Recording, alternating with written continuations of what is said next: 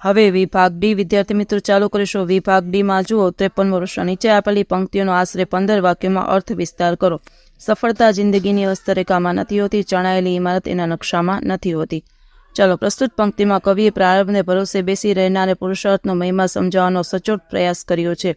જિંદગીની સફળતા કેવળ માનવીની હસ્તરેખામાં હોતી નથી. હસ્તરેખા ઉકેલવા માત્રથી ઉન્નતિ અને સિદ્ધિ પ્રાપ્ત થતા નથી. તે માટેનું ઉદાહરણ આપતા તે જણાવે છે કે ઇમારતની ડિઝાઇન એના નકશામાં હોય છે. ચણાયેલી ઇમારત તો એણે કરેલી મહેનતનું પરિણામ છે. એ જ રીતે હસ્તરેખાઓ ભાગ્ય ગમે તેટલું બળવાનું હોય, પરંતુ તેને સાકાર કરવા માટે પુરુષાર્થ કરવું જ પડે. પુરુષાર્થ જ પારસમણી છે. ઉદ્યમેન હિ સિદ્ધયંતિ, કારણે એને મનોરથે માત્ર ઈચ્છાઓ કરવાથી નહીં, ઉદ્યમ કરવાથી જ કાર્યો સિદ્ધ થાય છે. આપણે ભાગ્યને ભરોસે જ બેસી ન રહેતા સફળ થવા સખત પુરુષાર્થ કરવો જોઈએ. 54મો પ્રશ્ન. તમારી શાળામાં યોજાયેલ 150મી ગાંધી જયંતિ પર પ્લાસ્ટિક મુક્ત ભારત અભિયાનનો અહેવાલ લખો. ગાંધી જયંતિ નિમિત્તે પ્લાસ્ટિક મુક્ત ભારત અભિયાન, અમદાવાદ 30/10/24. દર વર્ષની જેમ આ વર્ષે અમારી શાળામાં ગાંધી જયંતિની ઉજવણી વિશિષ્ટ હેતુને લક્ષ્યમાં રાખીને એક અભિયાન રૂપે ઉજવવામાં આવી. એ અભિયાન સામાજિક સ્વાસ્થ્યને નુકસાન પહોંચાડનાર પ્લાસ્ટિકના રોજિંદા ઉપયોગને દૂર કરવા અંગેનું હતું. શાળામાં હાલમાં માનવતા કલેક્ટર શ્રી વસાવા સાહેબની વિશેષ ઉપસ્થિતિમાં ગામના વરિષ્ઠ નાગરિક આગેવાનો, શાળાના આચાર્ય, શિક્ષકગણ તેમજ વિદ્યાર્થીઓની હાજરીમાં પ્લાસ્ટિક મુક્ત ભારત અભિયાનની ઉદ્ઘોષણા વિવિધ વક્તવ્યો દ્વારા કરવામાં આવી.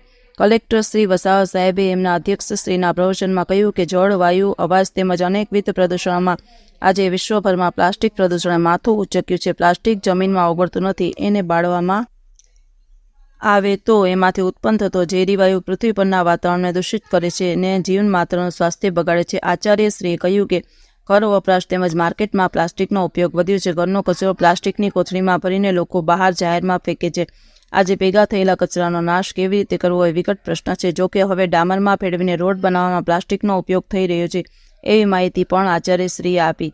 જુદા જુદા વક્તાઓએ પોતાના પ્રસંગોચિત વક્તવ્યો આપ્યા. સૌએ પ્લાસ્ટિકનો ઉપયોગ નહીં કરવાનો અને પ્લાસ્ટિક મુક્ત ભારત અભિયાનમાં પોતાનો યતિકિસ્ત ફાળો આપવાનો સંકલ્પ કર્યો. વિદ્યાર્થીઓએ ઘર તેમજ શાળામાં સામાજિક ક્ષેત્રે પ્લાસ્ટિકનો ઉપયોગ ન કરવાનો સંકલ્પ કર્યો. સૌ સંકલ્પ સાથે છૂટા પડ્યા. 55મો પ્રશ્ન. નીચે આપેલા ગદ્યખંડનો આશરે 3જા ભાગમાં સંક્ષેપ કરી તેને યોગ્ય શીર્ષક આપો. આપણા જીવનમાંથી માનવજાતની માત્રા ઘટતી જાય છે અને તૈયાર માર્ગ ઓછી મહેનતે મેળવવાની તાલાવેલી વધતી જાય છે. તો ઉત્તર છે માવજતનો મહિમા.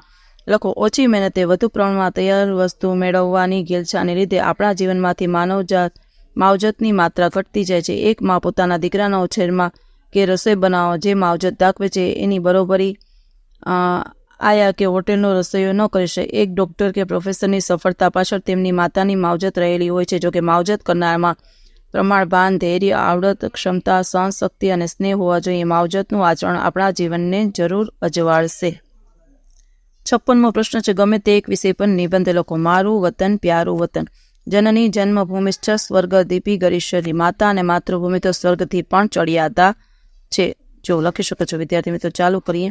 માતા અને માતૃભૂમિ વતન તરફથી મળેલા સંસ્કાર વ્યક્તિના ઘડતરમાં મહામૂલો ભાગ ભજવે છે. આપણે સૌ એના ઋણી છીએ. માતૃભૂમિ સાથે અભિન્ન એવી બે અન્ય બાબતો પણ એટલી જ મહત્વની છે. માતૃભાષા અને માતૃસંસ્થા શાળા. આજે વતનથી ઘણો દૂર છું, પણ વતનના સાદ અને સંસ્મરણો હૃદયના કોઈ અગોચર ખૂણે જીવનની અખૂટ મૂડીરૂપે સચવાયેલા પડ્યા છે. મારું ગામ સમેડા તળાવને કાંઠે વસેલું છે. પુરાણોમાં મારા ગામનો ઉલ્લેખ છે. તે ઐતિહાસિક છે, 4 યુગ જૂનું છે. એમ કહેવાય છે કે આ ગામ પહેલા નગર તરીકે ઓળખાતું. નગરને ફરતો ચારે બાજુ કોટ છે, 6 દરવાજા છે, કીર્તિ તોરણ છે, અકબરના દરબારી તાનસેને દીપક રાગ ગાયો, પછી શરીરમાં અગ્નિ પ્રગટાવ્યો, એ શરીરને પ્રગટ્યો, એ અગ્નિને મલ્હાર રાગ ગાનાર તાનારી નામની 2 બહેનોની દેરીઓ છે. દર વર્ષે સંગીત સમારોહ થાય છે. નાગરોના ઈષ્ટદેવ હાટકેશ્વરનું સોલંકી યુગનું મંદિર છે.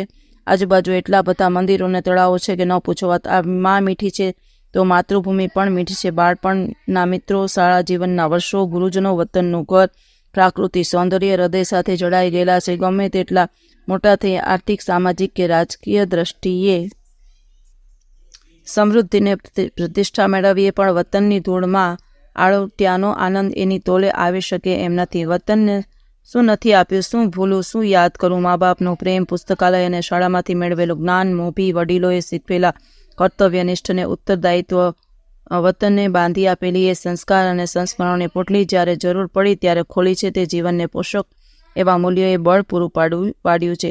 તળાવ, વાવ તેમજ મંદિરો એના જૂના ઇતિહાસ સાક્ષી પૂરે છે. એમાં જૂના શિલ્પો છે. સ્થાપત્યની દ્રષ્ટિએ તેનું મૂલ્ય જગ જાહેર છે. અર્જુન બારી દરવાજામાં કુમારપાળ રાજાની પ્રશિસ્તનો શિલાલેખ છે. કુમારપાળે 11મી સદીમાં નગરજનની ફરતે કોટ બંધાવ્યો હતો, તેનો એ શિલાલેખમાં ઉલ્લેખ છે. માણ્યું એનું સ્મરણ કરવું એ છે એક લાહવું. ન કોઈ ચિંતા ન કોઈ બંધન, કેવો જહો જલાલીને સુવર્ણકાર સ્મરણ પોથીનું એક પૃષ્ઠ કે હમારી ચિંતા રહિત ખેવના ખાના વ फिरना निर्भय स्पष्ट कैसे भूला जा सकता है. निर्भय स्पष्ट कैसे भूला जा सकता है. वतन का अतुलित आनंद. વતનની ધૂળથી માથું ભરી દઉં આ દિલ, ફરી આ નદીની રેતમાં રમતું નગર મળે ન મળે. ચાલો વિદ્યાર્થી મિત્રો, આજના વિડીયો લેક્ચરમાં આટલું. જો તમને આ વિડીયો ગમે તો લાઇક કરશો, તમારા મિત્રો સાથે શેર કરશો અને મારી ચેનલને સબસ્ક્રાઈબ પણ કરશો. આવજો.